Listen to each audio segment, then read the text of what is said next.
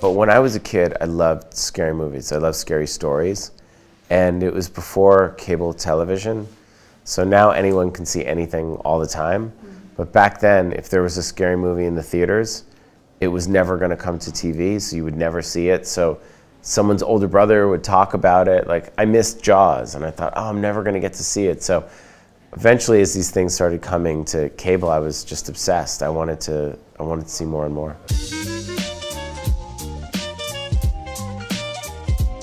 Well, when I was a kid, you know, I really wanted to be Sam Raimi and George Romero and Wes Craven, Tobe Hooper, but certainly Steven Spielberg and George Lucas and Terry Gilliam and Tim Burton. I mean, my last movie is very much like me trying to make Time Bandits or Joe Dante, film like Gremlins. I love those movies.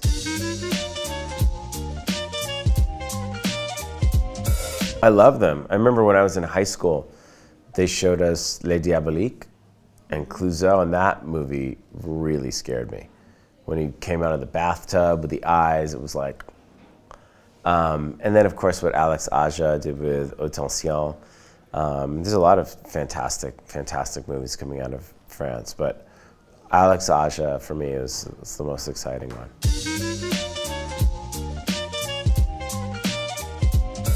I mean, right now, horror is in a really good place. You know, there's a lot of interesting movies that are coming out and a lot of new filmmakers. I mean, I think there's a whole world in digital. That's why I co-founded Crypt TV to launch a whole bunch of characters mobile, and it's been really great. There's so many different filmmakers, male and female. Like, people are getting a chance to really create new characters and new monsters. So I see that. That to me is how I see people. I don't think it's the only way. I just think it's another way that people are going to be consuming scary stories.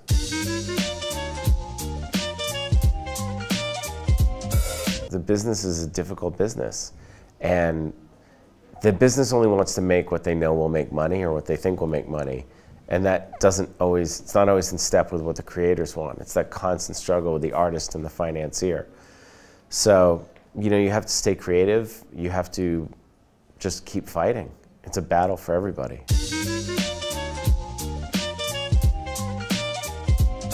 Very close. Very close? Closer than you think. Nice. Like, so close, I shouldn't even be here. I should be really? At home, yeah. So it's happening? Well, nothing's ever happening until it's happening. I've had projects that the last minute before you shoot, everything falls apart. So I don't want to say it until it's done, but yes.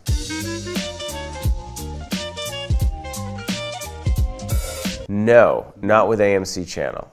We're going to other places with it. AMC just told us this week they're not going to do it, which is kind of a bummer, because it did really well and I loved it. But if someone else wants to do it, then we would continue it there. Right now, there is no season 2.